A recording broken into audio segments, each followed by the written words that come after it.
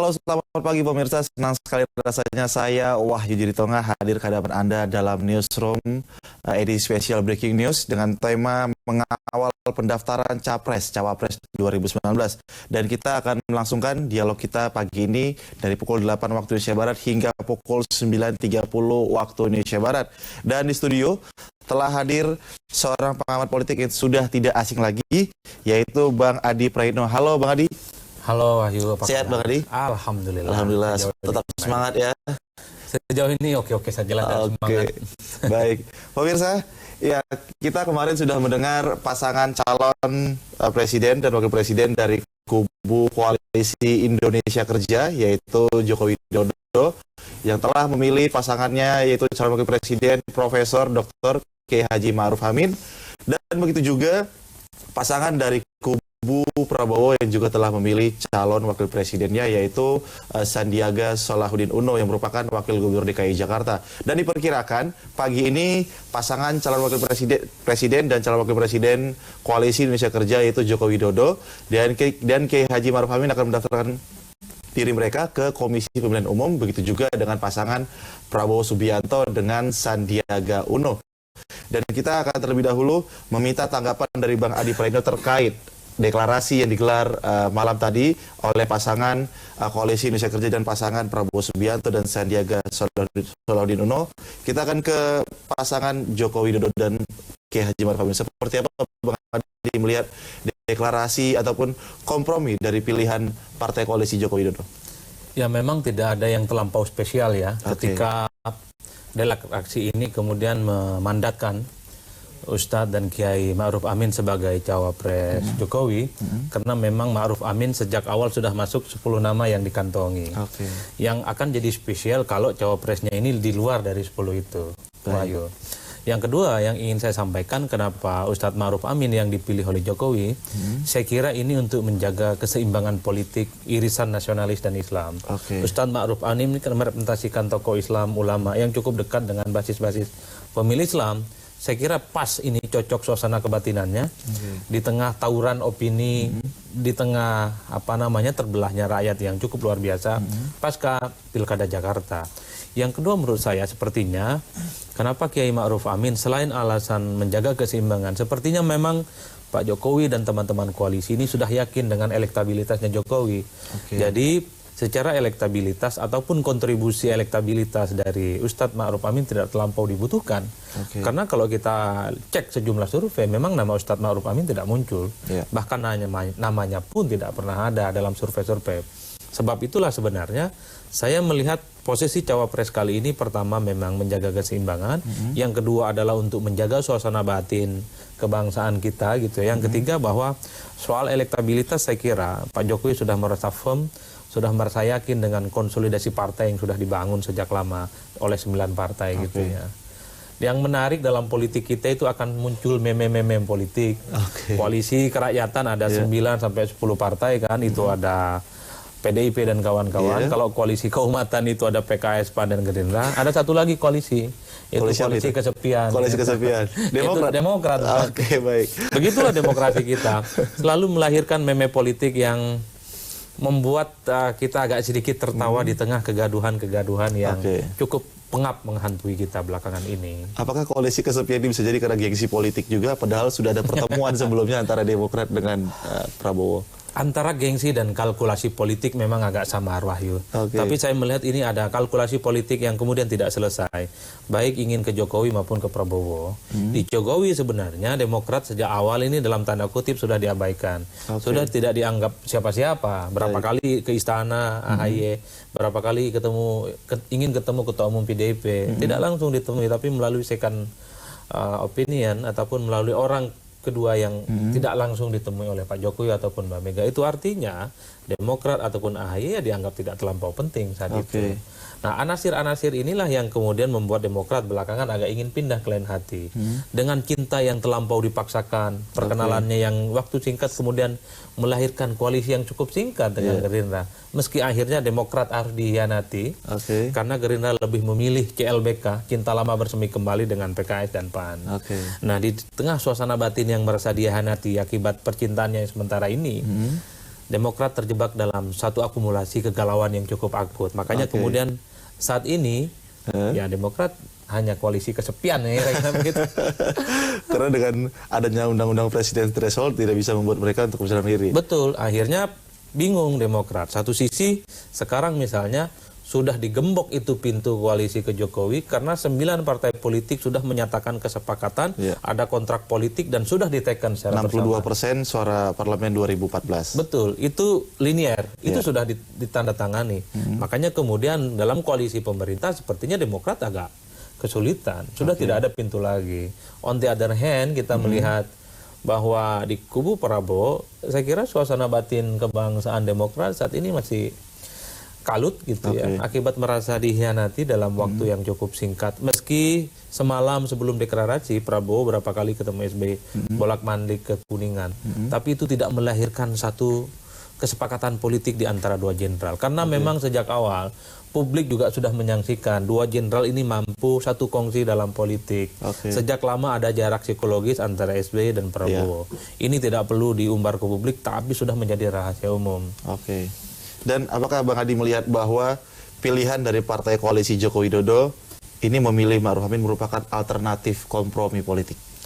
Ya jelas ini adalah kompromi politik. Selain hal-hal yang sifatnya normatif, menjaga keseimbangan dan semacamnya, Wahyu, titik temunya adalah Kiai Ma'ruf Amin ini kemungkinan besar di 2024 tidak akan maju lagi. Dulu kenapa terjadi deadlock partai-partai politik soal nama cawapres? Karena khawatir jika salah satu ketum yang diambil oleh Jokowi sebagai pendamping, dia akan memiliki golden ticket untuk maju Pilpres 2024. Kalau Golkar, Airlangga yang dipilih sebagai cawapres Jokowi, maka otomatis Airlangga lah yang berpotensi besar untuk jadi presiden dan seterusnya. Nah, di tengah kompromi-kompromi politik ini muncul nama Ma'ruf Amin. Kenapa bukan Mahfud MD? Kalau Mahfud MD ini kan dianggap sebagai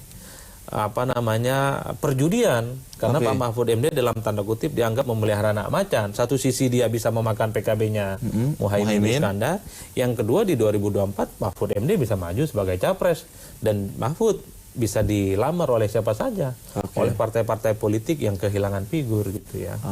Saya melihatnya begitu. Berarti kalau kita melihat di kubunya Prabowo Sandi, bisa jadi apabila Prabowo dan Sandi menang di kontestasi Pilpres, bisa jadi golden ticket tersebut jadi milik Sandiaga. Betul. Jadi kenapa pemilihan Sandi di luar hal-hal yang sifatnya bombastis soal mahar dan seterusnya, orang juga melihatnya memang Sandi ini diniatkan dan dia diplot untuk 2024 dan paling mungkin Sandi bisa regenerasi, melakukan pergantian proses suksesi di Gerindra. Nah, konon kan ada gosip bahwa Sandi juga akan dinobatkan sebagai penggantinya Prabowo dan seterusnya. Ini kan obrolan-obrolan warung kopi yang kemudian mencuat belakangan kenapa harus Sandi yang dipilih. Jadi bukan muncul tiba-tiba ini Sandi ke permukaan. Yang menurut banyak orang ini ada apa gitu ya, yang membuat agak sedikit surprise di publik. Dan gimana Bang Hadi ketika melihat isu yang beredar yang dilemparkan dari ke masyarakat, maksud saya, tentang bahwa Sandiaga Uno kemarin sempat diisukan melemparkan uang atau memberikan uang senilai 500 miliar ke partai koalisi di Gerindra. Ya, pertama sebenarnya ini adalah trigger bagi KPU dan Bawaslu, terutama Bawaslu sepertinya harus mulai bergerak ya, menginvestigasi. Jangan-jangan apa yang disampaikan oleh Andi Arief melalui tweetnya itu ada sejumlah mahar yang didistribusikan ke sejumlah parpol. Meski parpol yang bersangkutan sebenarnya sudah membantah. Tapi aroma tak sedap ini mewarnai kenapa Sandi yang dipilih oleh Prabowo. Untuk menghindari spekulasi yang liar yang terjadi di masyarakat, saya kira Bawaslu harus melakukan investigasi betul tidak yang kayak itu ya. Yang kedua, saya kira PKS dan PAN harus melakukan upaya-upaya hukum karena merasa partainya dibunuh dalam tanda kutip karakter politiknya. Ini kan karakter assassination. Ini pembunuhan karakter politik bagi dua partai politik yang diduga diberikan itu. Sebab itu menurut saya ini harus dilaporkan ke polisi. Atau pakai cara-cara damai. Misalnya Andi Arief mengklarifikasi bahwa itu hanya gimmick itu ya. Itu hanya melalui perasaan dan praduga-praduga yang tanpa bukti. Itu mungkin case close. Tapi kalau ini tidak diklarifikasi dengan baik, spekulasi yang muncul kepada publik bahwa munculnya Sandiaga Uno ya karena soal mahar dan seterusnya. Karena sampai sekarang belum ada yang mampu meyakini kenapa Sandiaga Uno yang justru dipilih oleh Prabowo. Pertama soal elektabilitas. Saya kira semua survei tidak pernah menyertakan nama Sandiaga Uno dalam kandidat cawapres yang ada. Bahkan namanya tidak pernah muncul. Yang kedua, soal kinerjanya yang disorot di Jakarta. Ini belum genap setahun, Jakarta makin semeraut, makin kotor, dan seterusnya, tiba-tiba dia jumping, diambil oleh Prabowo sebagai posisi cawapres. Tidak ada hal yang bisa dibaca secara rasional, secara kalkulasi politik, kenapa kemudian sosok Sandiaga Uno yang akhirnya dipilih. Disitulah kemudian banyak isu-isu yang menyertai, oh ternyata PKS dan PAN sudah selesai di belakang karena soal mahar itu. Inilah yang menurut saya penting untuk diklarifikasi kepada publik. Dan yang paling penting juga buat pelajaran kita bahwa pemilu dan pilpres kita gitu bukan soal Jokowi dan Prabowo. Ini yang paling penting adalah bagaimana memperbaiki kualitas demokrasi kita. Sampai kapan kita ini harus dipusingkan dengan isu-isu money politik, dengan mahar ya.